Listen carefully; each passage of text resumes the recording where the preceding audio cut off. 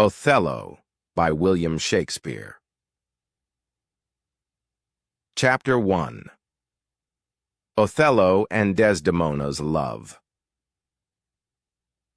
Once upon a time, in a city called Venice, there lived a brave and noble soldier named Othello. He was a tall and strong man with dark skin, and people often called him the Moor because he came from a faraway land. Othello was not like most men in Venice. He was different, but he was also very respected. He was a great leader in the army and had earned the trust of everyone around him. One day, something special happened in Othello's life. He fell in love with a beautiful woman named Desdemona. Desdemona was young and kind, with fair skin and bright eyes. She came from a wealthy family in Venice, and her father, Brabantio, loved her very much. But there was one problem. Desdemona and Othello were very different. She was from Venice, and he was a foreigner. Many people did not think they should be together. Despite this, Desdemona loved Othello deeply. She admired his bravery and his stories of adventure. Othello had traveled to many lands and fought in many battles, and he told Desdemona all about his life. She listened with wide eyes, fascinated by his tales. Over time, their friendship grew into love, and they decided to get married. But they knew that Desdemona's father, Brabantio, would not approve of their marriage. So, they kept it a secret. One night, when everyone was asleep, Othello and Desdemona went to a small church and exchanged vows. They promised to love and care for each other forever. It was a happy moment, but they both knew that trouble might come soon. The next morning, news of their marriage spread quickly through Venice. When Brabantio heard about it, he was furious. He could not believe that his daughter had married Othello without telling him. "How could she do this?" he shouted. "He is not one of us. He tricked her into marrying him." Brabantio gathered his men and went to look for Othello. He found him at the home of a powerful man named the Duke of Venice. The Duke was an important leader who made decisions for the city. At that moment, Othello was meeting with the Duke and other leaders to discuss a serious problem. A war was coming, and Othello was needed to lead the army. When Brabantio arrived, he accused Othello of stealing his daughter. "You used magic to charm her," he said angrily. "She would never marry you willingly." Othello remained calm. He looked at the Duke and the other leaders and said, "I did not use magic. I only told her my stories and she fell in love with me. Ask her yourself if you do not believe me." Desdemona was brought to the meeting, and everyone waited to hear what she would say. She stood up bravely and spoke in a clear voice. "Father," she said, "I love Othello, and I chose to marry him. He is my husband now, and I will always be loyal to him." Brabantio was shocked, but he could see that Desdemona was telling the truth. There was nothing he could do to stop the marriage. The Duke and the other leaders decided that Othello and Desdemona could stay together. They needed Othello to lead the army, so they sent him to fight in the war. Desdemona wanted to go with him, and the Duke agreed. "If she wishes to follow her husband," he said, "let her go." And so, Othello and Desdemona prepared to leave Venice. They were happy to be together, but little did they know that someone was planning to destroy their love. This person was Iago, a soldier who worked under Othello. Iago was a cunning and jealous man. He hated Othello because he had chosen another soldier, Cassio, to be his second in command instead of him. Iago believed that he deserved the position and felt angry that Othello had passed him over. He also suspected that Othello had done something terrible to him, though he had no proof. Iago decided to take revenge on Othello. He began to think of ways to hurt him. If I can make him doubt Desdemona's love, Iago thought, I can ruin his happiness forever. And so he started to plan his scheme. As Othello, Desdemona, and the others set sail for the island of Cyprus, where the war would take place, Iago stayed close to them. He smiled and acted friendly, but inside he was full of anger and hatred. No one suspected that he was planning something evil. Meanwhile, Othello and Desdemona were blissfully happy. They believed that their love was strong enough to overcome any challenge, but they did not know that danger was already creeping closer. Iago's plan was beginning to unfold, and it would soon bring pain and destruction to everyone around him. Little did they know, the seeds of jealousy and betrayal had already been planted. What would happen next? Would Othello and Desdemona's love survive the storm that was coming? Chapter 2. Iago's plan begins. The ship carrying Othello, Desdemona, and their companions sailed across the sea toward the island of Cyprus. The journey was long, but the weather was calm and everyone felt hopeful. Othello and Desdemona spent their time together, talking and laughing. They were deeply in love, and nothing seemed able to break their happiness. But Iago was watching them carefully. He smiled on the outside, pretending to be friendly, but inside he was full of anger and hatred. He hated Othello for choosing Cassio as his second-in-command instead of him. He also suspected that Othello had done something terrible to him, though he had no proof. I will make him pay, Iago thought, and I will destroy his marriage while I'm at it. When they arrived in Cyprus, the news came that the war they had prepared for was over before it even began. A storm had destroyed the enemy's ships, and there was no longer any threat. Everyone celebrated this good news. Othello decided to hold a feast to thank his soldiers for their hard work. It was a time of joy and relaxation, but Iago saw it as the perfect chance to begin his plan. That evening, the soldiers gathered in a large hall for the feast. There was music, food, and laughter everywhere. Othello sat at the head of the table with Desdemona by his side. They looked happy and proud, like a king and queen ruling over their people. But Iago was not celebrating. Instead, he was busy whispering lies into people's ears. First, Iago went to Roderigo, a young man who was secretly in love with Desdemona. Roderigo had followed Othello and Desdemona to Cyprus because he hoped to win her heart. Iago knew this and used it to his advantage. Listen to me, Iago said to Roderigo. If you want Desdemona, you must act now. Othello is too powerful, but I can help you take her away from him. Roderigo was confused. How can you do that? He asked. Iago smiled slyly. Leave it to me, he said. All you need to do is follow my instructions.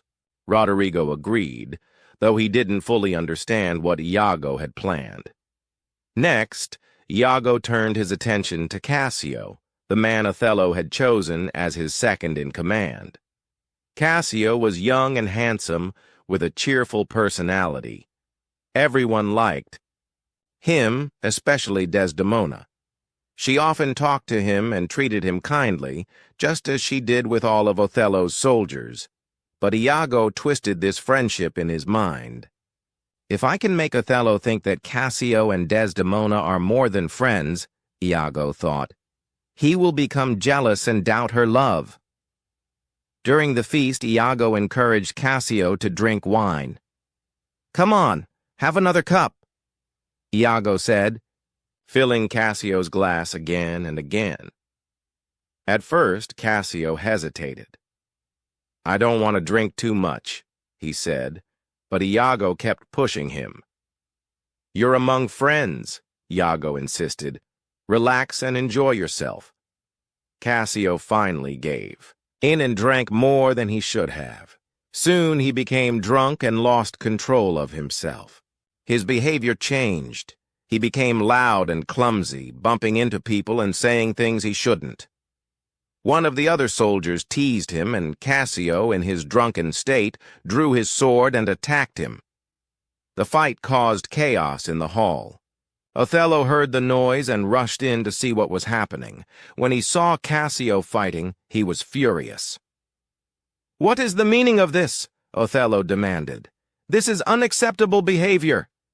Without hesitation, Othello stripped Cassio of his position as second in command. "You are no longer part of my army," Othello said sternly. Cassio was devastated. He had worked hard to earn Othello's trust, and now it was gone because of his own foolishness. He turned to Iago for advice. "What should I do?" Cassio asked. "How can I regain Othello's trust?" Iago pretended to be sympathetic.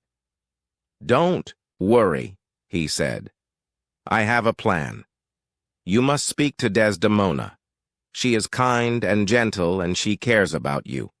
If you ask her to talk to Othello on your behalf, he will forgive you."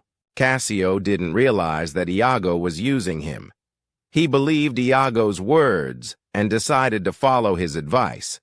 The next day, he went to Desdemona and begged her to help him. "Please speak to Othello for me," Cassio pleaded. "Tell him that I am sorry and that I will never behave like that again."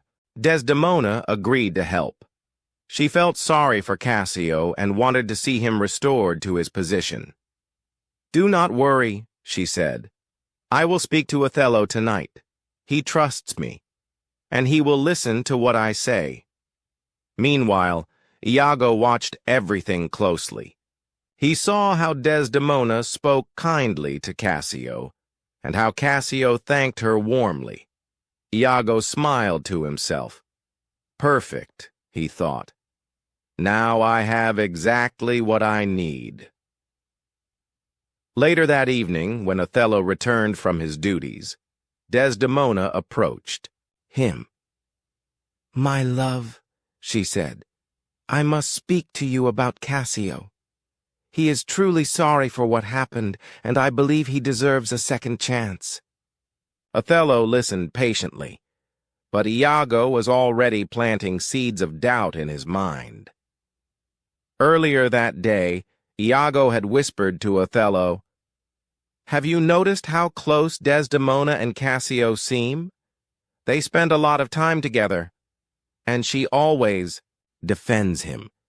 Do you think there might be something more between them?" At first, Othello dismissed Iago's words. "No," he said, "Desdemona loves me. She would never betray me." But Iago continued to push. "Think about it," Iago said. "Why does she care so much about Cassio? Why does she defend him so strongly? Maybe there is a reason." These questions stayed in Othello's mind. When Desdemona spoke to him about Cassio that night, Othello couldn't help but feel uneasy. Why is she so eager to help him? He wondered.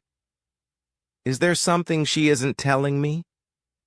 Desdemona noticed that Othello seemed distracted. "Are you all right, my love?" she asked. Othello forced a smile. "Yes, I am fine," he said. But inside, he was beginning to doubt her. Little did Othello know, Iago's plan was working perfectly. The seeds of jealousy had been planted, and they were starting to grow. What would happen next? Would Othello's love for Desdemona be strong enough to withstand Iago's lies? Chapter 3. The Seeds of Jealousy Grow. The next morning, Othello woke up feeling uneasy. He couldn't stop thinking about what Iago had said the day before about Desdemona and Cassio spending so much time together. At first, he tried to push these thoughts away. Desdemona loves me, he told himself. She would never betray me. But the more he thought about it, the more confused he became. Iago, meanwhile, was watching Othello closely. He saw the doubt in his eyes and knew that his plan was working. Now is the time to twist the knife a little deeper, Iago thought. So he approached Othello again, pretending to be concerned. "Are you all right, General?" Iago asked. "You seem troubled." Othello hesitated. He didn't want to admit that he was doubting Desdemona, but something inside him made him speak. "Tell me honestly," Othello said, "do you think there is anything strange about Desdemona's behavior?" Iago acted surprised. "Strange? No, not at all," he said quickly. Then, as if reconsidering, he added, "Well, now that you mention it, there are small things that might seem odd. For example, why does she always defend Cassio so strongly? And have you noticed how often they talk to each other?" Othello felt a pang of jealousy. "What are you saying?" he demanded. "Do you think there is something between them?" Iago shook his head. No, he said. "I'm just pointing out what I've seen. You know best, General. Desdemona is your wife, and she loves you." But Iago's words only made Othello more suspicious. He started to pay closer attention to Desdemona's actions. That evening, when Desdemona came to him, he noticed that she was wearing a handkerchief, a small, beautiful cloth with intricate patterns on it.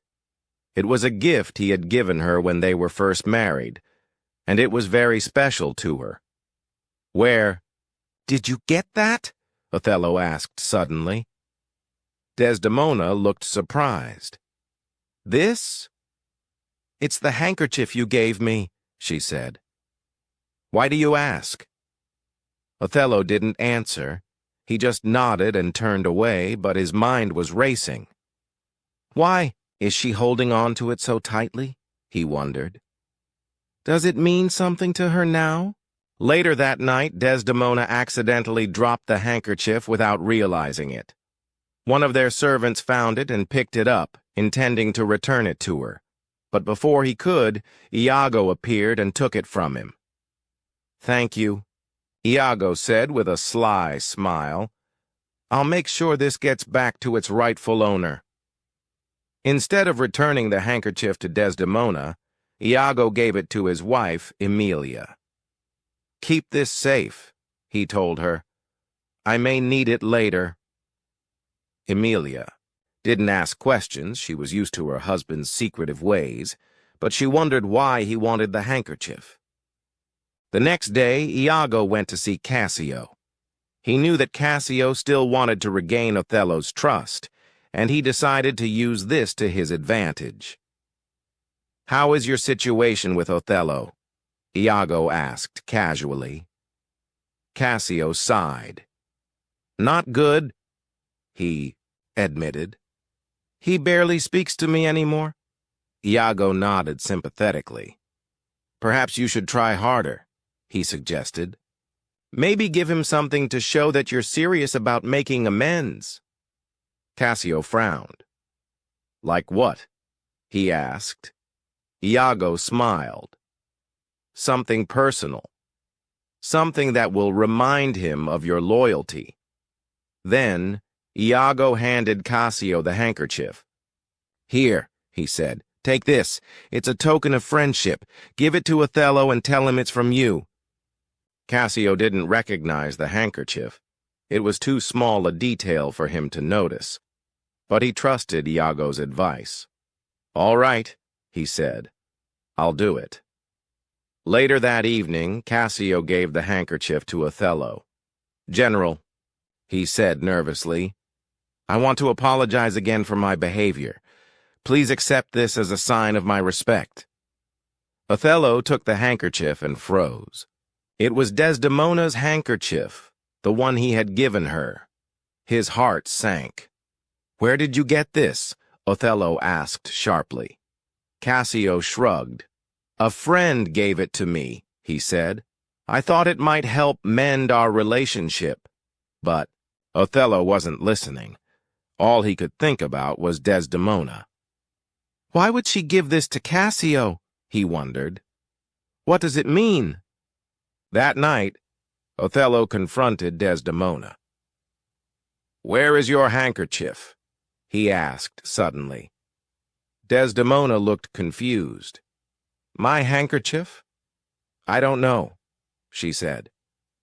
"I must have misplaced it. Why does it matter?" Othello felt anger rising inside him. "It matters because it's a symbol of our love," he shouted. "And now it's in someone else's hands." Desdemona was shocked by his reaction. "I'm sorry," she said softly. "I'll find it. I promise." But Othello didn't believe her. He stormed out of the room, leaving her alone and confused. Meanwhile, Iago was pleased with how well his plan was going. He had planted enough doubt in Othello's mind to make him question Desdemona's loyalty.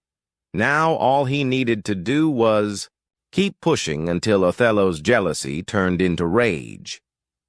The next day, Iago approached Othello again. "General," he said, "I fear I must tell you something troubling. Last night I overheard Cassio talking in his sleep. He mentioned Desdemona's name and spoke of intimate things." Othello's face turned pale. "What are you saying?" he whispered. Iago pretended to hesitate. "I don't want to cause trouble," he said, "but I think you deserve to know the truth. Cassio and Desdemona, they may be closer than you realize." Othello felt like the world was crashing down around him. He loved Desdemona more than anything, but now he couldn't ignore the doubts in his mind. "If she has betrayed me," he thought, "then she must pay."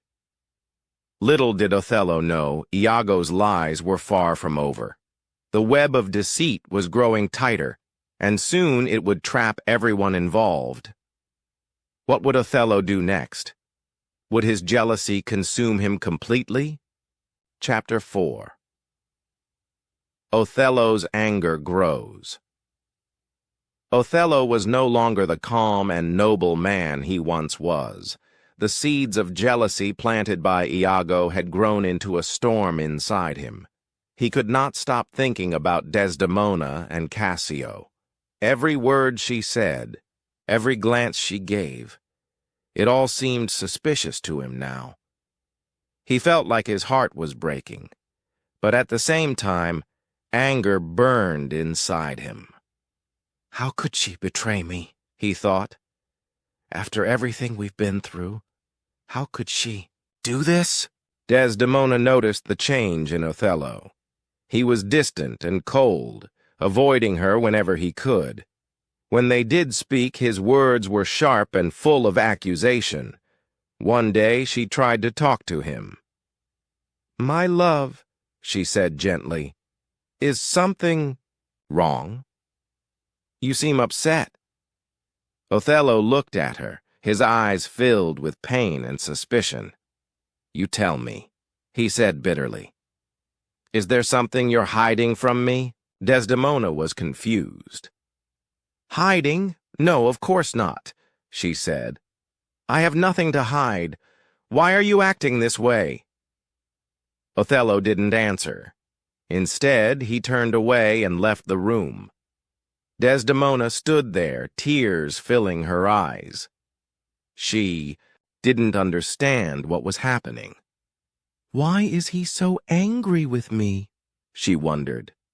"What have I done wrong?" Meanwhile, Iago was watching everything closely. He saw how Othello's jealousy was growing stronger every day, and he knew it was time to push him even further. That evening, Iago found Othello pacing back and forth in his chambers. "General," Iago said softly, "are you all right?" Othello stopped and glared at him. "No, I am not all right," he snapped. "How can I be all right when my own wife has betrayed me?" Iago acted surprised. "Betrayed you? What makes you say that?" he asked. Othello clenched his fists. "The handkerchief," he said. "The one I gave her, it was in Cassio's hands. And you told me he spoke of her in his sleep. How can I deny the truth any longer?" Iago nodded slowly, pretending to think. Deeply. "It is troubling," he admitted. "But perhaps there is still hope. Maybe it's not too late to fix things." Othello frowned. "Fix things? How can I fix something like this?" Iago leaned closer, lowering his voice. "If you truly believe she has betrayed you," he said carefully, "then maybe it's better to end her betrayal once and for all. Think about it, General. Would you rather live in shame, knowing she has been unfaithful, or take action to protect your honor?" Othello stared at Iago, his mind racing. "What are you suggesting?" he asked. Iago hesitated, as if unsure whether to speak. "I'm only saying what must be done," he whispered. "If she cannot be trusted, then maybe she should not live." Othello felt sick at the thought, but he couldn't ignore it. His anger and hurt were too strong. "If she has betrayed me," he thought, "then she deserves punishment." But deep down, a small part of him still doubted. "Is this really true?" he wondered. "Am I making a mistake?" That night, Othello couldn't sleep. He lay awake, staring at the ceiling, thinking about Desdemona. He remembered how much he loved her, the way she smiled, the way she laughed, the way she made him feel like the luckiest man in the world. But then he remembered the handkerchief, Cassio's words, and Iago's warnings. "She betrayed me," he told himself. "She must pay." The next morning, Othello called Desdemona to his chambers. She came willingly, unaware of the storm, brewing inside him. "My love," she said, "please tell me what's wrong. I want to help you." Othello looked at her, his heart heavy with pain. "Where is the handkerchief I gave you?" he demanded. Desdemona sighed. "I told you, I don't know where it is. I must have lost it. Please don't be so upset over such a small thing." "It's not a small thing," Othello shouted suddenly. "It's a symbol of our love. And now it's gone, given to someone else." Desdemona was shocked by his outburst. "Someone else? What are you talking about? I would never give it to anyone." Othello didn't believe her. "Liar!" he yelled. "You gave it to Cassio. Admit it." Desdemona shook her head, tears streaming down her face. "I swear to you I didn't. I love you, Othello. Why won't you believe me?" But Othello couldn't listen anymore. His mind was clouded with jealousy and anger. "If you won't admit the truth," he said coldly, "then you leave me no choice." With that, he turned and walked away, leaving Desdemona alone and heartbroken. Later that day, Iago approached Roderigo. "It's time," he said. "Othello is almost ready to act. But first, we need to get rid of Cassio. If he dies, there will be no one left to defend Desdemona." Roderigo nodded nervously. "What do you want me to do?" he asked. Iago smiled slyly. "Tonight, When Cassio is walking home, attack him. Make sure he doesn't survive." Roderigo agreed, though fear gripped his heart. That night, he waited, in the shadows, for Cassio to appear. When Cassio finally walked by, Roderigo stepped out and attacked him.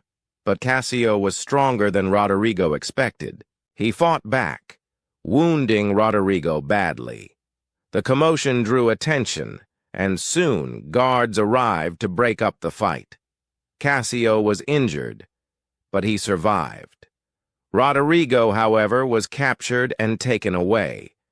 Iago watched from a distance, furious that his plan had failed. "This isn't over," he thought. "I'll find another way." Back at the castle, Othello was preparing for the final step in his plan. He had decided what he must do. He would kill Desdemona. "It's the only way," he told himself. "If she dies, my honor will be restored."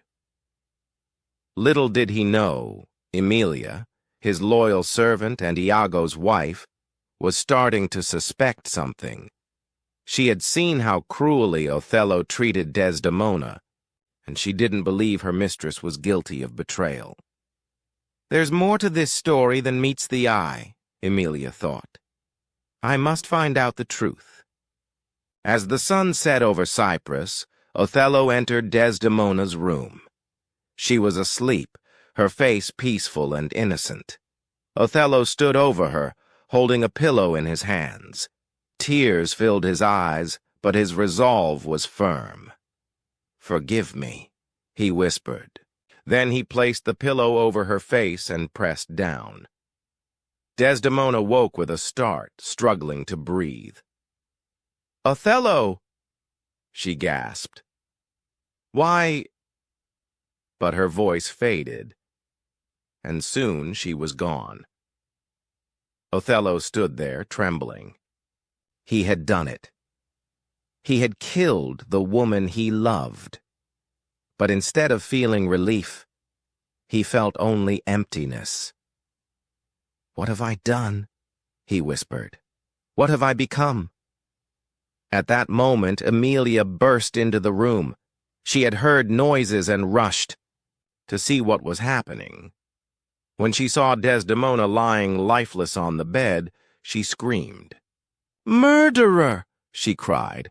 "What have you done to her?" Othello stared at her, his heart breaking. "She betrayed me," he said weakly. "She deserved to die."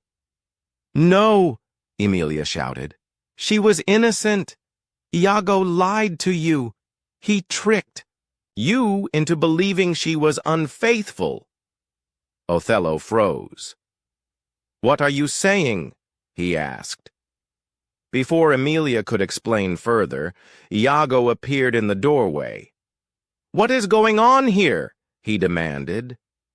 Emilia turned to him, her eyes blazing with fury. "You monster!"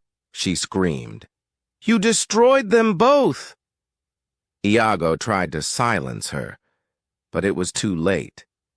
The truth was coming out, and there was no stopping it. What would happen next? Would justice be served, or would the tragedy deepen further? Chapter 5. The Truth Comes Out. The room was filled with tension as Emilia confronted Iago.